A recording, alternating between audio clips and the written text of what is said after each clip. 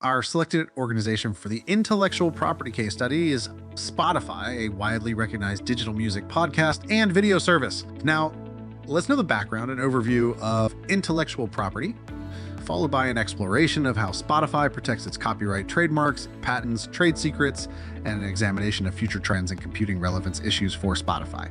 So now, let's talk about intellectual property. So what is intellectual property? So it refers to creations of the mind. It can be an invention, a design, a brand name, or a literary and artistic work. So ang intellectual property ay way para nga mabigyan ng exclusive rights yung gumawa ng isang product or service. So now that we know the definition of intellectual property, meron tanong na kung bakit kailangan nga nating protektahan ng intellectual property rights. So you can see the reasons. There are 4 reasons in here. So first is market differentiation. So yun, kunwari, trademark, nag-serve siya as a unique identifier of goods or services para nga maka-help sa consumers ma-distinguish yung company nila or yung product from other. Number 2 is innovation and uniqueness. Customers are often drawn to products or services that provide new solutions, improve features, or a different experience. So, yun, intellectual property protection ay nag-ensure na yung business nga ay may exclusive right to exploit and i-market yung bago nilang idea. So number 3 is financial security. So intellectual property assets can be used as a collateral for securing loans.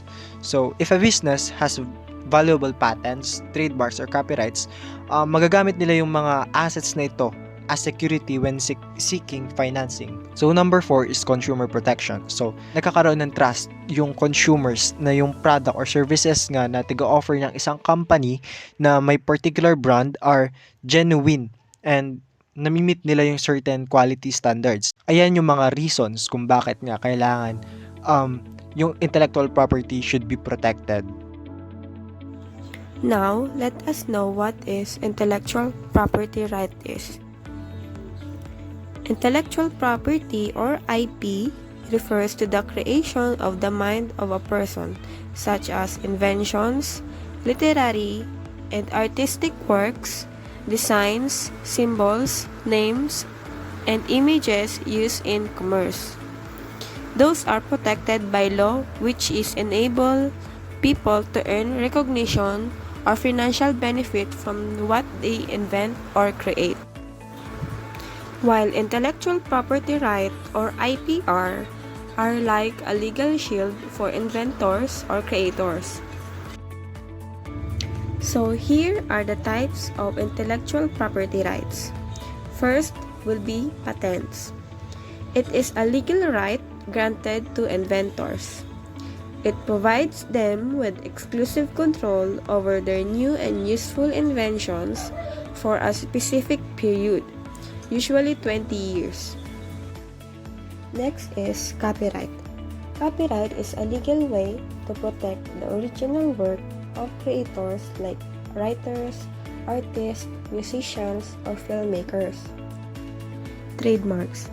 A trademark is a special symbol, word, or sign that a company uses to represent its product or services. Trade secrets. Trade secrets are confidential business information that provides a competitive advantage. It can be anything from a formula and process to customers' list and marketing strategies. Unlike patents or copyrights, trade secrets are protected as long as they remain confidential. What is copyright? As I discussed earlier, copyright is a legal way to protect the original work of creators like writers, artists, musicians, or filmmakers. It gives them the exclusive right to control how their creations are used. Spotify has encountered legal challenges. 8 Mile Style, a publisher, has filed a lawsuit against Spotify, accusing the streaming service of deliberate copyright infringement. The allegation involves the reproduction of about 250 songs by the rapper Eminem, including the well-known track Lose Yourself. So, what can you do if someone is using your music without permission? Spotify provides a mechanism for reporting content infringement and claiming the original work. But, what are the requirements? First is the signature of the owner or authorized representative. The notification must include the signature of the copyright owner or a person authorized to act on behalf of the owner. Second is the credential of the copyrighted work. For each specific copyrighted work claimed to be infringed, the notification should provide details or credentials that identify and specify those works. You also need the description of the infringing material's location. Next is the information about the complaining party. The notification should include information about the complaining party, including their name, address, phone number, and email address. Next will be the good faith belief.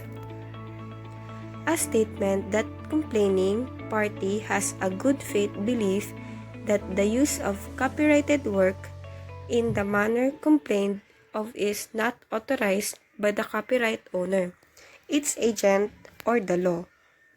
Lastly, you need the accuracy statement. A statement asserting that the information provided in the notification is accurate and that the complaining party is the owner of the right that is allegedly infringed.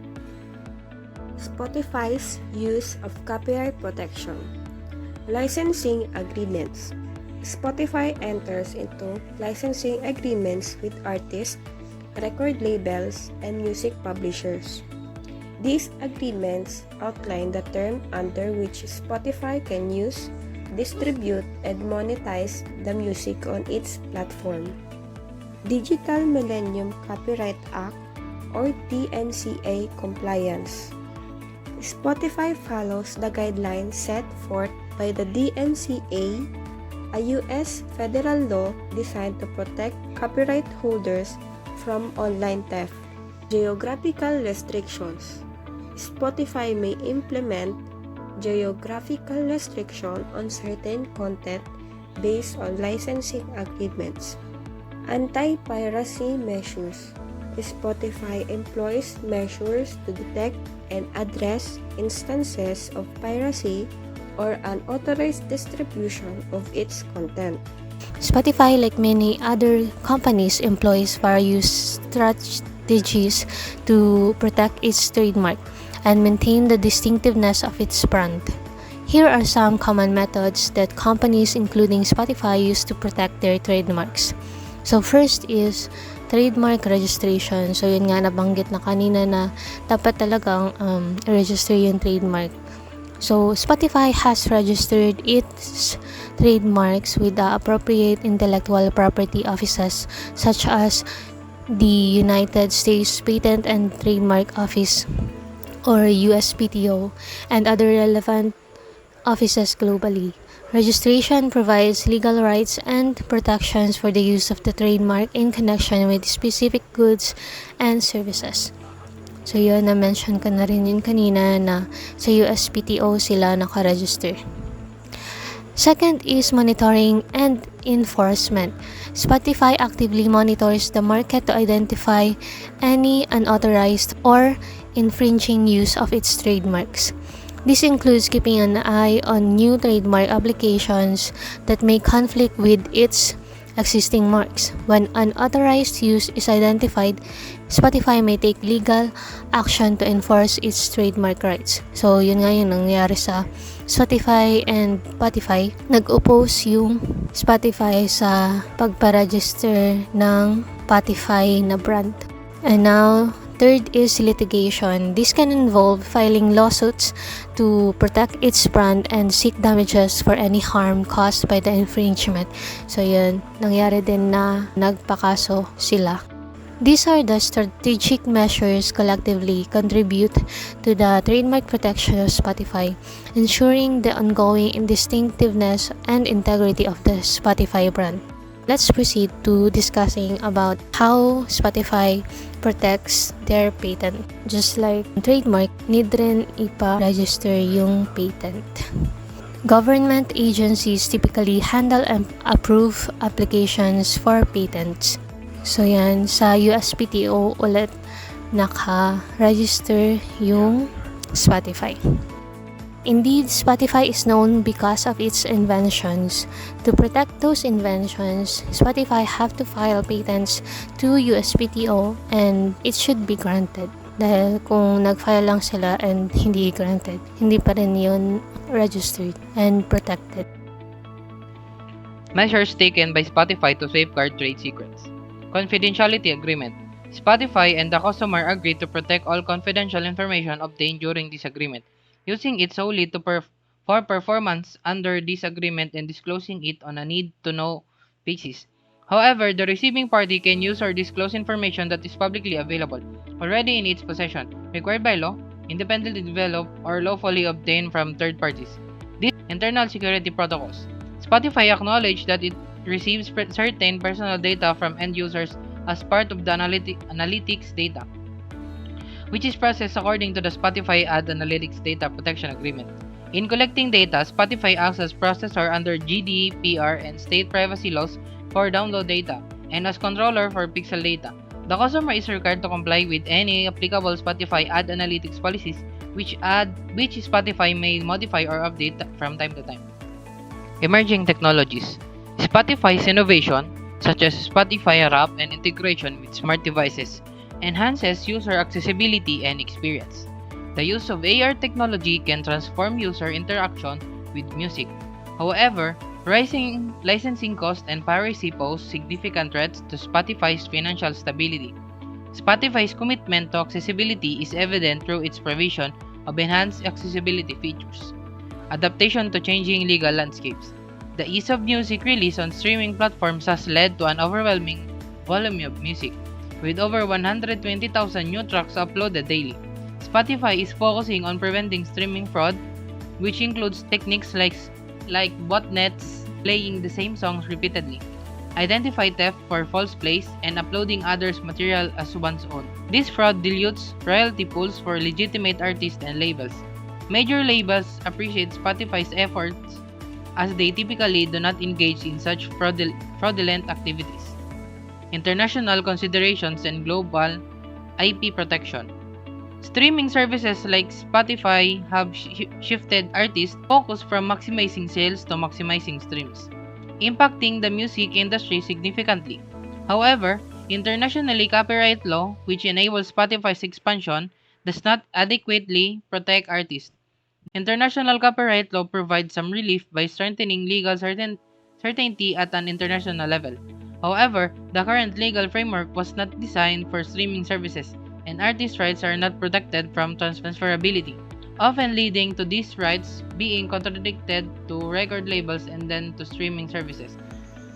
So next, let's head on to the relevant issues on computing for Spotify. So yung Spotify, siya yung most popular audio streaming service na naga-heavily rely sa AI para nga ma-enhance yung user experience and yun, mag-drive na rin sa success ng company. So merong two key ways ang Spotify para magamit nila yung AI. So first is yung playlist created and curated by AI. So yun, ginagamit nila yung AI, yung Spotify, para nga mag-generate ng entire playlist such as the Discover Weekly and Release Radar. So next is yung natural language search. So Spotify employs AI technologies like natural language processing or NLP and deep learning for natural language search. So yun, by using NLP, tiga-enable niya yung users na makahanap ng content using conversational language. In conclusion, Spotify's strategic approach to intellectual property, encompassing trademarks, patents, and copyrights, reflects its commitment to fostering innovation and protecting its unique contributions to the music streaming industry. Augmenting these elements, Spotify not only secures its position in the market, but also sets a precedent for responsible and innovative practices in the ever-evolving landscape of digital entertainment.